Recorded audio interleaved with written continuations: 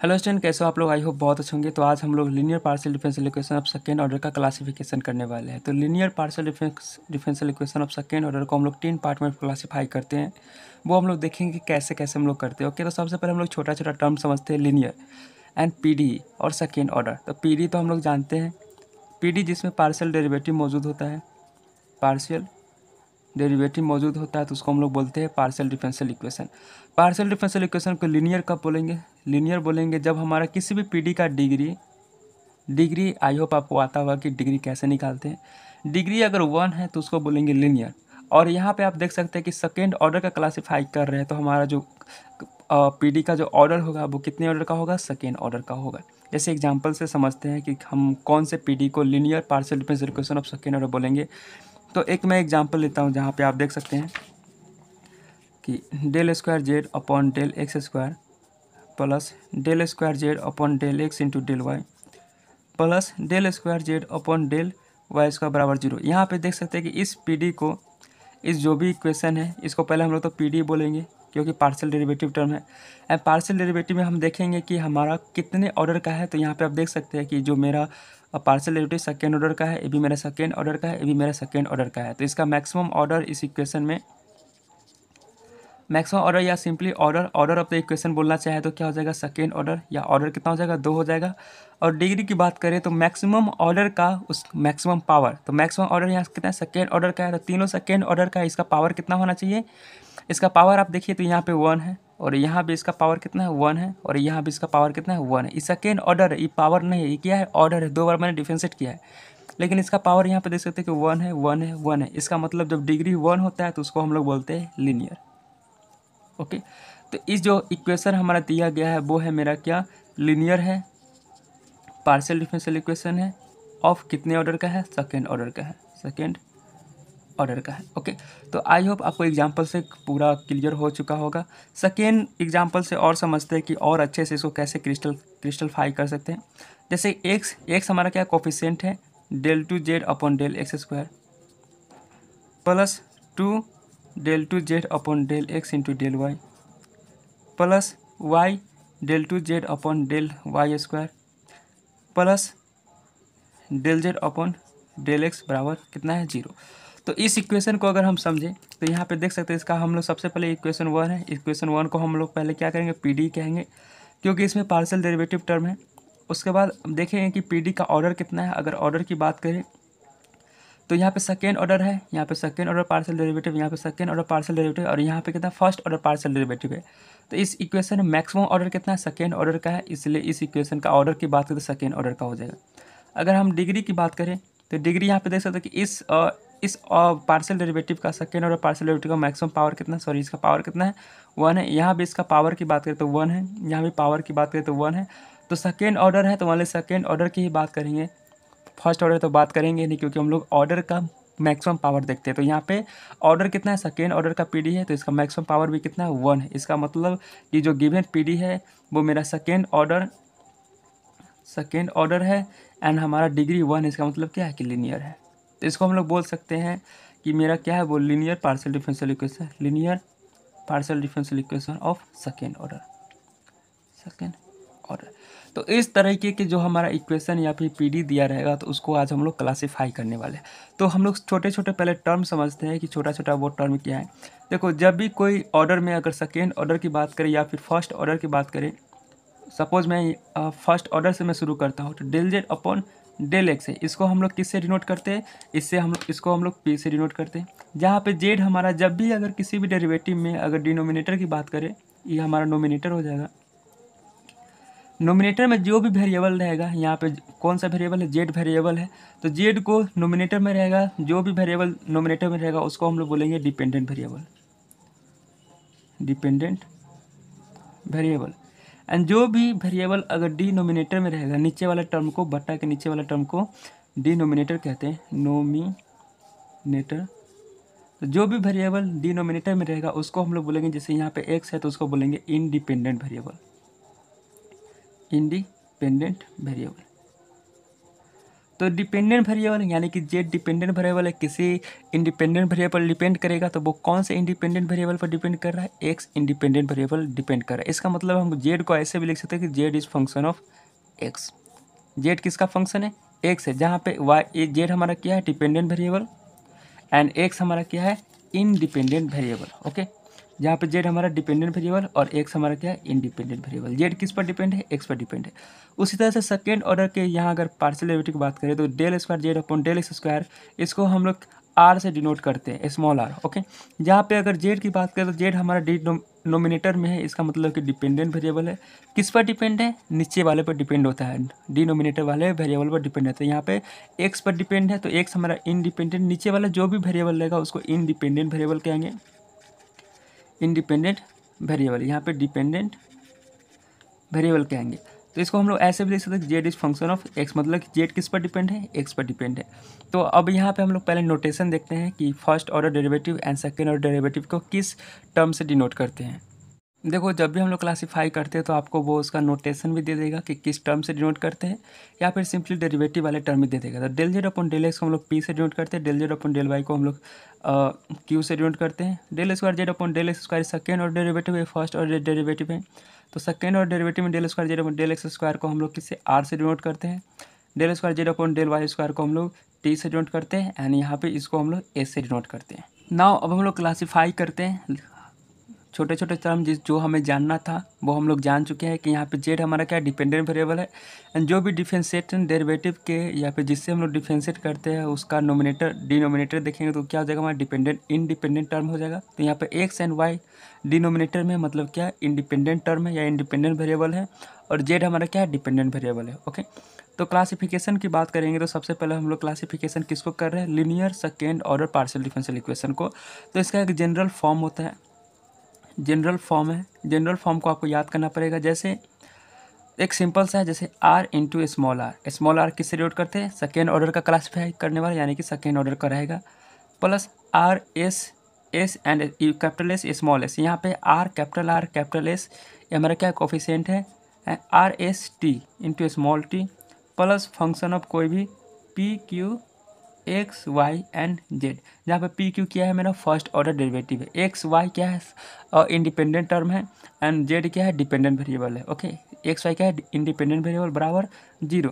तो इसको हम लोग बोलेंगे जनरल फॉर्म ऑफ किसी भी second order linear partial differential equation का। जहाँ पे अगर बात करें तो आर एस एंड टी ये मेरा आर्बिट्ररी कांस्टेंट है, आर्बिट्ररी कांस्टेंट है, कांस्टेंट या function of x and Y होगा। ओके, इसके आर हमारा क्या है, या तो कोई आर्बिट्ररी कांस्टेंट टर्म रहेगा, नहीं तो function of x and Y रहेगा। एंड ये जो स्मॉल आर है, स्मॉल आर क्या है, इसका स्मॉल आर को हम लोग second order partial derivative with respect to X से डिनोट करते हैं। एस की बात करें तो second order partial derivative with respect to X and Y दोनों से बात करते हैं, एंड टी की बात करें तो टी को हम लोग करते हैं second order partial derivative with respect to Y. Now अब हम लोग बात करते हैं linear partial differential equation second order का क्लासिफिकेशन की बात करते हैं। इसको हम लोग 3 पार्ट में क्लासिफाई करने से पहले हम लोग जनरल टर्म लिखते हैं, जो मैंने पीछे देखा है R into small R plus R S into small S plus T into small T plus function of P Q X Y and Z बराबर क्या हो जाएंगे 0। तो यहाँ पे R S T M P Q R S T, इसलिए मैं are S T लिया हूँ। अदरवाइज हम लोग ऐसे भी ले सकते हैं, आर को हम लोग किससे डिनोट करते हैं, del square Z upon del x square plus इसका आर के जगह पर मैं कोफिशिएंट ए भी ले सकता हूँ, प्लस एस से हम लोग एस स्मॉल एस को किससे डिनोट करते हैं, del square Z upon del x into del Y, and यहाँ पे एस के कोफिशिएंट की जगह पर मैं बी ले लेता हूँ। देखो आपको समझने में आसानी हो जाएगी इसलिए मैं ले रहा हूँ। यहाँ से आप इससे भी याद कर सकते हैं आर एस टी मतलब कौन कौन से टर्म पहले होगा, आर स्मॉल आर मतलब कि 2 बार डिफरेंशिएट एक्स से करूँगा, एस एक बार एक्स से एंड एक बार वाई से, एंड टी दोनों बार किससे करूँगा, मैं वाई से करूँगा। ओके, तो ए बी एंड यहाँ पे टी की जगह पर मैं ले लेता हूँ C plus function of P Q X Y and Z. देखो ए बी सी डी लेने से हम लोग को क्या फ़ायदा होगा वो अभी तुरंत पता चल जाएगा। जब इसको अगर क्लासीफाई करना है तो second order partial differential equation को 3 पार्ट में क्लासीफाई करते हैं, वो मेरा कहलाता है फर्स्ट पार्ट। अगर बी स्क्वायर माइनस 4ac ये वाला फार्मूला आपने पढ़ा होगा क्वाड्रेटिक इक्वेशन में, बी स्क्वायर माइनस 4ac जिसे हम लोग डी से डिनोट करते हैं, तो बी स्क्वायर माइनस 4ac अगर हमारा 0 हो जाएगा, 2 को, दूसरा condition B square minus 4ac greater than 0, तीसरा अगर B square minus 4ac less than 0। जब इक्वल टू 0 होगा तो उसका बोलेंगे हम लोग कि हमारा second order linear partial differential equation क्या है, मेरा पैराबोला है, पैराबोलिक इक्वेशन या पैराबोला है। सेकेंड, अगर B square minus 4ac greater than 0, इसका मतलब है कि हाइपरबोला है, हाइपरबोलिक में लिख देता, hyperbolic, parabolic equation, hyperbolic equation. अगर B square minus 4ac less than 0 है तो इसको बोलेंगे इलिप्टिक इक्वेशन, इलिप्टिक इक्वेशन। तो हम लोग linear partial differential equation of second order को 3 भाग में डिवाइड करेंगे। पहला कि वो मेरा गिवन पीडी पैराबोलिक इक्वेशन हो सकता है, दूसरा हाइपरबोलिक इक्वेशन हो सकता है, तीसरा इलिप्टिक इक्वेशन हो सकता है। तो पहचानने के लिए क्या करेंगे, इस टर्म को सोल्व करना पड़ेगा। बी स्क्वायर माइनस 4ac, इस टर्म को सोल्व करेंगे, 0 आ जाएगा तो पैराबोलिक इक्वेशन हो जाएगा।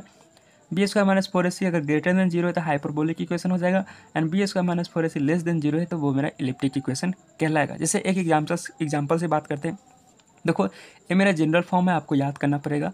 या तो आप आर एस टी के फॉर्म में याद कर सकते हैं, नहीं तो A del square Z upon del square, जहाँ पे आर को मैंने सेकेंड ऑर्डर डेरिवेटिव में लिख दिया है। आर को हम लोग इस टर्म को आर से डिनोट करते हैं, इस टर्म को एस से डिनोट करते हैं, इस टर्म को टी से डिनोट करते हैं। तो याद करने के लिए ए बी सी डी में हम लोग पढ़ते हैं ना, ए बी सी, उसी तरह क्या जाता है आर एस टी, आर पहले फिर बीच में एस फिर T, M N O P Q R S T. मतलब याद करने के लिए हमने आर एस टी के फॉर्म में लिखा है आर एस टी। ओके, तो यहाँ पे आर का कोफिशिएंट ए कहलाएगा, एस का कोफिशिएंट बी कहलाएगा, एंड जेड टी का कोफिशिएंट हमारा सी कहलाएगा। ए मेरा स्टैंडर्ड है, आर का कोफिशिएंट ए कहलाएगा, एस का कोफिशिएंट बी कहलाएगा, एंड टी का कोफिशिएंट सी कहलाएगा। एंड इस कोफिशिएंट को ध्यान में रखते हुए अगर बी स्क्वायर माइनस 4ac 0 है तो parabolic equation, and B square minus 4ac अगर ग्रेटर देन 0 है तो hyperbolic equation, and B square minus 4ac अगर लेस देन 0 है तो इलिप्टिक इक्वेशन। नाउ अब हम लोग कुछ एग्जाम्पल की बात करते हैं। नाउ तो इन तीनों को मैं सोल्व करूँगा, जो क्वेश्चन एग्जाम्पल 1, एग्जाम्पल 2, एग्जाम्पल 3। उससे पहले मैं आपको यहाँ बता देता हूँ कि ए बी सी या फिर are S T, capital R capital S capital T, ये मेरा क्या है कोफिशिएंट है। कोफिशिएंट मेरा किसका फंक्शन होगा, या तो आर्बिट्ररी कांस्टेंट होगा, आर्बिट्ररी कांस्टेंट, या फिर फंक्शन ऑफ किसका होगा, function of x and Y. तो इस क्वेश्चन में देख सकते हैं कि यहाँ पे ए बी सी की जगह पर ए किसका कोफिशिएंट होता है del square Z upon del x square. तो del square Z upon del x square के कोफिशिएंट को एक कहते हैं, यहाँ पे ए बराबर दिया गया है 2। उसी तरह से बी किसका कोफिशिएंट होता है del square Z upon del x into Y, del x into del Y का होता है del x into del Y का कोफिशिएंट कितना है, यहाँ पे देखो -2 दिया है, -2, एंड सी बराबर यहाँ पे 5 दिया गया है 5। ओके, और ए वाला पार्ट हमारा इसमें नहीं है। तो इतने टर्म को हम लोग इस पार्ट को, जिसमें सिर्फ हम लोग सेकेंड ऑर्डर डेरिवेटिव लेते हैं, सेकेंड ऑर्डर वाले पार्ट लेते हैं, इसको हम लोग बोलते हैं principal part, okay, principal part बोलेंगे। तो इसमें सिर्फ ओनली प्रिंसिपल पार्ट दिया गया है, और हम लोग जो क्लासीफाई करते हैं ओनली प्रिंसिपल पार्ट को ही लेकर क्लासीफाई करते हैं, इसमें इसका कोई मतलब नहीं है, इसको हम लोग छोड़ कर करते हैं। ओके, नाउ अगर यहाँ से अगर हम इस इक्वेशन को क्लासीफाई करें कि वो मेरा पैराबोलिक है या हाइपरबोलिक है, इलिप्टिक है, तो इसको निकालने के लिए हम निकालेंगे बी स्क्वायर माइनस 4ac। तो b का मान देख सकते हैं -2 तो -2 का स्क्वायर, -4 गुने a एंड c 2 गुने 5, तो 2 का स्क्वायर 4 हो जाएगा। यहाँ पे अगर 4 दूनी 8, 8 25 40 करेंगे तो -36 हो जाएंगे। अगर यहाँ पे -36 की बात करें, बी स्क्वायर माइनस 4ac का मान आ गया है -36, जो लेस देन 0 है, लेस देन 0 है, इसका मतलब क्या है इलिप्टिक इक्वेशन है। तो गिवन इक्वेशन गिवन पीडी क्या है मेरा इलिप्टिक है। नाउ अब हम लोग सेकेंड क्वेश्चन की बात करते हैं। यहाँ पे देख सकते हैं कि आर एस टी, आर का कोफिशिएंट ए होता है तो ए बराबर यहाँ पे 4 है, एस का कोफिशिएंट बी होता है बी बराबर 4 है, एंड टी का कोफिशिएंट सी होता है सी बराबर 1 है। तो यहाँ पे अगर बी स्क्वायर माइनस 4ac की बात मैं करूँगा तो बी स्क्वायर कितना है 4 हो जाएगा, 4 का स्क्वायर -4, ए कितना हो जाएगा 4 हो जाएगा, सी कितना हो जाएगा 1 हो जाएगा। तो 4 चौका 16 -4 चौका 16, ये मेरा कितना आ गया 0 हो गया। इसका 0 आ गया, मतलब जो गिवन पीडी है वो मेरा क्या है पैराबोलिक है, पैराबोलिक है। नाउ अगर इसकी मैं बात करूंगा तो इसमें भी ओनली प्रिंसिपल पार्ट दिया गया है, तो हम लोग निकालेंगे बी स्क्वायर माइनस 4ac। इसमें बी की बात करें तो यहाँ पे -9 है, -9 का स्क्वायर हो जाएगा, -4, ए की बात करें तो 5 हो जाएगा, और सी की बात करें तो 4 हो जाएगा। तो 9 9 81, 9 का स्क्वायर 81 हो जाएगा, -4 चौका 16 25 80। यहाँ पे 81 में से 80 घटाएंगे तो 1 आएगा, जो ग्रेटर देन 1 है 0 है, तो ग्रेटर देन 0 होता है तो ये मेरा पीडी क्या हो जाएगा ग्रेटर देन जीरो इसका मतलब क्या है, हाइपरबोलिक इक्वेशन हो जाएगा। Okay, B square minus 4ac का मान कितना है 1 है, जो ग्रेटर देन जीरो है तो मेरा हो जाएगा hyperbolic. Given P D is hyperbolic. Okay, तो आई होप आपको ये समझ में आ गया होगा कि second order partial differential equation और लीनियर भी होना चाहिए। Linear partial differential equation of second order को 3 भाग में क्लासीफाई करते हैं। पहला को इलिप्टिक कहते हैं, दूसरा को पैराबोलिक एंड तीसरा को हाइपरबोलिक। इलिप्टिक का कंडीशन जब B square minus 4ac less than zero है। पैराबोलिक का कंडीशन अगर B square minus 4ac equal to zero है। एंड हाइपरबोलिक का कंडीशन कि बी स्क्वायर माइनस 4ac अगर ग्रेटर देन जीरो है तो हम लोग उसको इलिप्टिक, पैराबोलिक या हाइपरबोलिक कहेंगे। ओके, नाउ 2 और इम्पॉर्टेंट क्वेश्चन है जहाँ पे आप देख सकते हैं कि second order derivative second order के साथ मेरा फर्स्ट ऑर्डर है, और यहाँ पे जेड की जगह पर क्या है मेरा यू है, तो बात वही है, या जेड रहे या फिर यू रहे। तो यहाँ पे यू डिपेंडेंट वेरिएबल किस पर डिपेंड है, एक्स एंड वाई पर डिपेंड है। ओके, तो यहाँ पे हम लोग देख सकते हैं कि जो हमारा कोफिशिएंट है, हम लोग जानते हैं कि del square U upon X square, अगर 2 बार मैं एक्स से डिफरेंशिएट कर रहा हूँ तो उसका कोफिशिएंट ए कहलाता है। तो यहाँ पे ए बराबर दिया गया है एक्स, बी बराबर यहाँ पे देख सकते हैं, यहाँ पे बी किसको बोलेंगे, बी कोफिशिएंट होता है जब हम लोग यू को या फिर जेड को 2 बार डिफरेंशिएट करेंगे, एक बार एक्स एंड एक बार वाई, तो उसका कोफिशिएंट बी कहलाता है। बी का कोफिशिएंट हो जाएगा 3, वो जो जनरल फॉर्म है उसको याद कर लीजिएगा। ओके, अच्छा रहेगा। Del square U upon del Y square, इसका कोफिशिएंट कितना है वाई है। हमने कहा था कि जो भी कोफिशिएंट होता है ए बी सी या फिर आर एस टी कह सकते हैं, कैपिटल आर कैपिटल एस या कैपिटल टी, दोनों में से किसी को भी डिनोट कर सकते हैं। याद रखने के लिए आर एस टी, एंड नहीं तो बी एस का माइनस 4ac क्वाड्रेटिक इक्वेशंस को हमको याद दिलाता है, तो बी एस का माइनस 4ac आपको इससे भी अच्छा रहेगा। ओके, तो यहाँ जो मेरा कोफिशिएंट है, ये मेरा कोफिशिएंट किस पर है, या तो कांस्टेंट रहेगा या तो कांस्टेंट रहेगा। तो यहाँ आप देख सकते हैं कि 3 हमारा कांस्टेंट टर्म है या फिर आर्बिट्ररी कांस्टेंट रहेगा। ये मेरा रियल कांस्टेंट या फिक्स कांस्टेंट, रियल कांस्टेंट है, रियल कांस्टेंट इसको बोलेंगे, या फिर फंक्शन ऑफ रियल कांस्टेंट या आर्बिट्ररी कांस्टेंट भी कहते हैं, या फिर function of x and Y रहेगा, या फिर function of x and Y. तो यहाँ पे देख सकते हैं कि जो मेरा कांस्टेंट ए है वो किसका फंक्शन है, एक्स का है, और सी किसका है, वाई का है, या फिर दोनों का भी हो सकता है, एक्स एंड वाई दोनों भी हो सकता है यहाँ पे। ओके, एक साथ एक्स एंड वाई दोनों, जैसे X minus Y, X square minus Y, ऐसे भी हो सकता है। तो ना इसको अगर हम इस पी डी को हम लोग पहचानेंगे कौन है, हाइपरबोलिक, इलिप्टिक है या फिर पैराबोलिक है, तो क्या करेंगे, बी स्क्वायर माइनस 4ac लगा देंगे। तो बी स्क्वायर, बी का मान कितना है 9 है, सॉरी 3 का स्क्वायर 9 हो जाएगा, माइनस 4 ए एक्स है, एन ये क्या है वाई है। तो हमारे यहाँ पे देख सकते हैं कि दोनों हमारा एक वेरिएबल टर्म है, B square minus 4ac equal to 9 minus 4xy।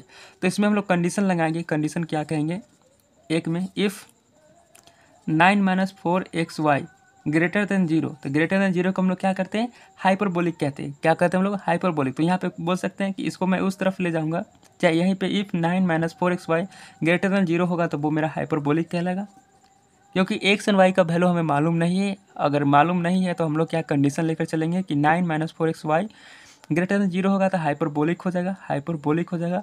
अगर 9 condition 2 if 9 minus 4x, Y less than zero है तो इसको बोलेंगे हम लोग, क्या बोलेंगे, इलिप्टिक बोलेंगे। या हमारा वो इक्वेशन क्या रहेगा, इलिप्टिक रहेगा। And condition 3 if 9 minus 4x, Y अगर ग्रेटर इक्वल टू जीरो है तो मेरा क्या रहेगा, पैराबोलिक रहेगा, पैराबोलिक रहेगा। इसको आप ऐसे भी लिख सकते हैं, देखो इसको मैं इस तरफ ले जाऊंगा तो क्या हो जाएगा, 9 greater equal to 4x, Y. इसको मैं इस तरफ ले जाऊंगा तो क्या हो जाएगा, 9 लेस देन 4x, वाई। इसको मैं इस तरफ ले जाऊंगा तो क्या हो जाएगा, 9 बराबर 4x, वाई। इसको ऐसे भी लिख सकते हैं। तो जब भी अगर मेरा वेरिएबल टर्म आ जाए, कोफिशिएंट अगर वेरिएबल पर डिपेंड कर रहा है, तो हम लोग ऐसे कंडीशन मानकर चलेंगे। ओके, नहीं तो मैंने पिछले क्वेश्चन में देखा है कि जहाँ पे अगर रियल कांस्टेंट टर्म रहेगा, जैसे 3 रहेगा, 4 5 ऐसे रहेगा, बिना वेरिएबल टर्म का रहेगा, तो उसका हम लोग इजी वे में निकाल दिए थे कि हाँ हाइपरबोलिक होगा या पैराबोलिक होगा या फिर एलिप्टिक होगा ना। इसकी बात करो, क्वेश्चन नंबर 2, ये भी मेरा इंपॉर्टेंट क्वेश्चन। यहाँ पे आप देख सकते हैं, हम लोग जानते हैं कि कोई भी स्टैंडर्ड फॉर्म क्या होता है, A del square Z upon del x square होता है, plus B del square Z upon del x into del y हो जाएगा, plus C del square Z upon del x into del y. देखो यहाँ पे आप देख सकते हैं कि मैंने प्रिंसिपल पार्ट ही ओनली लिए एंड फर्स्ट ऑर्डर डेरिवेटिव को मैंने छोड़ दिया। इसको हम लोग कंसीडर नहीं करते क्लासिफिकेशन में, ओनली प्रिंसिपल पार्ट को डिनोट करेंगे। यहाँ पे आप देख सकते हैं, यहाँ पे ये हमारा principal part plus function of P Q X Y and Z बराबर क्या हो जाएंगे, 0।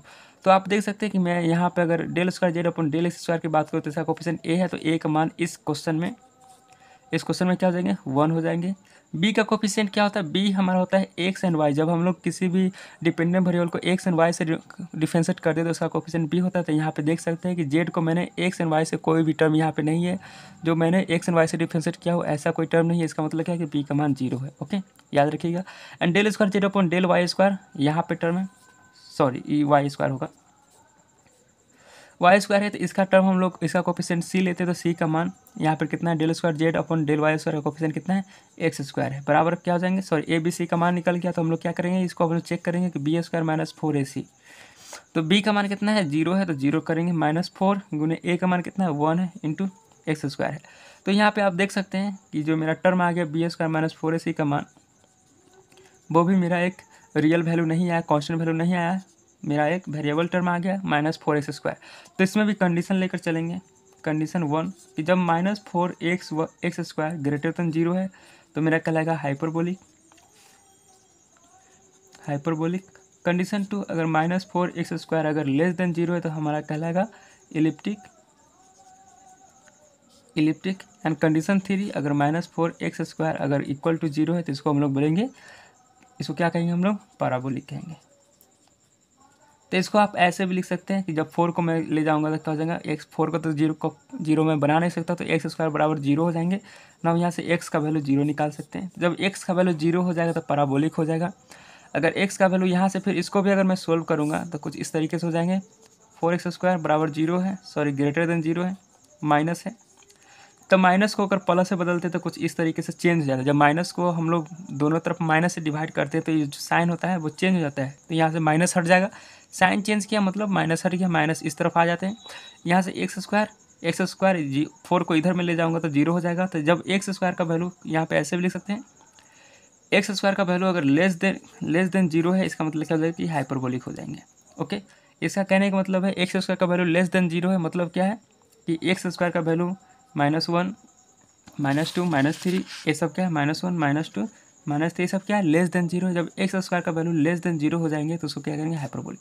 उसी तरह से मैं इसको भी सोल्व करूँगा, -x square into greater than 0, इसको मैं सोल्व करूँ तो क्या हो जाएगा, देखो पहले तो माइनस जो भी वेरिएबल टर्म है तो उसे माइनस हटाना पड़ता है, तो माइनस हटाएंगे तो क्या हो जाएगा 4x स्क्वायर, ये वाला साइन क्या हो जाएगा चेंज हो जाएंगे। ओके, तो यहाँ से एक्स स्क्वायर का मान ग्रेटर देन 0, जब एक्स स्क्वायर का मान ग्रेटर देन 0 हो जाएंगे तो वो मेरा टर्म कहलाएगा इलिप्टिक। नाउ क्लासिफिकेशन हम लोग देख लिया था। नाउ इसकी एग्जांपल की बात करते हैं कि जब हमारा second order partial differential equation linear partial differential equation of second order को मैंने 3 पार्ट में डिवाइड किया था। पहला मेरा पैराबोलिक इक्वेशन था, पैराबोलिक। तो पैराबोलिक के लिए हम लोग क्या करेंगे, पैराबोलिक इक्वेशन कोई भी गिवन पीडी पैराबोलिक इक्वेशन कब होगा, जब बी स्क्वायर माइनस 4ac हमारा इक्वल टू 0 होगा। तो इसका अगर एग्जांपल की बात करें, क्योंकि हमने एग्जांपल वाला टॉपिक लिया, तो एग्जांपल की बात करें तो इसमें जो आता है मेरा हीट इक्वेशन आते हैं, हीट इक्वेशन आता है जिसका इक्वेशन की बात करें तो मेरा होता है del u upon del T बराबर सी square into del u upon del two you upon del x square. Okay, ये फर्स्ट एग्जांपल। सेकेंड, ये हीट इक्वेशन इन 1 डायमेंशन की बात है, 1 डायमेंशन क्यों कहा, क्योंकि ओनली इसमें एक्स टर्म है, टी हमारा टाइम होता है। उसी तरह से हीट इक्वेशन इन 2 डायमेंशन भी होते हैं, हीट इक्वेशन इन 2 डायमेंशन। ये मेरा एग्जांपल है पैराबोलिक इक्वेशन में जब भी अगर B square minus 4ac equal to 0 होते हैं तो वो मेरा एग्जांपल में फर्स्ट एग्जांपल ले है हीट इक्वेशन, सेकंड एग्जांपल मेरा हीट इक्वेशन इन 2 डायमेंशन। यही मेरा एक एग्जांपल है, पैराबोलिक इक्वेशन में हीट इक्वेशन आते हैं, del two you upon del T बराबर सी स्क्वायर। 2 डायमेंशन मतलब कि एक्स के साथ हमारा वाई भी टर्म रहेंगे, del x square plus del two you upon del Y square. उसी तरह से अगर second order partial differential equation को क्लासीफाई करें तो दूसरा हमारा पार्ट आता है हाइपरबोलिक इक्वेशन, हाइपरबोलिक इक्वेशन का कंडीशन क्या था कि B square minus 4ac greater equal to 0। तो इसमें बात करें अगर इसकी एग्जांपल हाइपरबोलिक इक्वेशन की अगर बात करें तो इसमें एग्जांपल मेरा आता है वेव इक्वेशन की। वेव इक्वेशन अगर 1 डायमेंशन में लिखें, इन 1 डायमेंशन तब मेरा वेव इक्वेशन होता है del two you upon del t square बराबर सी square into del two you upon del x square. Okay, अगर 2 डायमेंशन की बात करें वेव इक्वेशन इन 2 डायमेंशन तो वो मेरा हो जाएगा del two you upon del t square बराबर सी square into del two you upon del x square plus del two you upon del Y square. उसी तरह से अगर मैं second order linear partial differential equation को अगर मैं तीसरा पार्ट की बात करूँ तो वो मेरा होता है इलिप्टिक इक्वेशन। इलिप्टिक इक्वेशन इसमें मेरा कंडीशन है कि बी स्क्वायर माइनस 4ac अगर लेस देन 0 है तो इसको बोलेंगे इलिप्टिक इक्वेशन। इसका अगर एग्जाम्पल की बात करें तो वो मेरा होता है Laplace equation. Laplace equation, Laplace equation का अगर मैं इसका लिखूँ कैसे हम लोग लिखते हैं इक्वेशन, तो इस तरह से लिखते हैं del two you upon del x square plus del two you upon del Y square बराबर 0। ये मेरा होता है लैप्लास इक्वेशन। तो second order linear PDE of second order को मैंने 3 पार्ट में डिवाइड किया। पैराबोलिक इक्वेशन कब करेंगे, जब बी स्क्वायर माइनस 4ac। इसका जनरल फॉर्म क्या हो जाएगा, ए इंटू आर से आपको समझ में आ रहा होगा, एस एंड टी लेते हैं। ओके, तो ए बी सी प्लस कोई फंक्शन ऑफ हमारा रहेगा P Q X Y and Z बराबर 0। ये मेरा सेकेंड ऑर्डर का जनरल फॉर्म है, जहाँ पे ए बी सी हमारा कोफिशिएंट होता है। ए कोफिशिएंट हमारा या आइदर कांस्टेंट होगा, कोई आर्बिट्ररी कांस्टेंट रहेगा, या फिर function of x and Y रहेगा, function of x and Y. तो इसका मैंने 3 पार्ट में क्लासीफाई किया। पैराबोलिक का एग्जांपल जैसे हीट इक्वेशन आ जाएगा, जो हम लोग को पढ़ना है सिलेबस में। हाइपरबोलिक इसका एग्जांपल वेव इक्वेशन है, जो हमें पढ़ना है। एंड इलिप्टिक इक्वेशन जिसका एग्जांपल है लैप्लास इक्वेशन। ये सब तीनों हम लोग को पढ़ना है। तो नेक्स्ट वीडियो में यही तीनों हम लोग कंसीडर करेंगे। पहले हम लोग वेव इक्वेशन पढ़ेंगे, then heat equation and then जाके लैप्लास इक्वेशन। ओके, तो आई होप आपको समझ में आ गया होगा अच्छे से। नाउ इसका आप क्वेश्चन प्रैक्टिस कीजिएगा एंड देन अगर कोई भी डाउट होगा हमें मैसेज कर दीजिएगा। ओके, मिलते हैं नेक्स्ट वीडियो में। Thank you.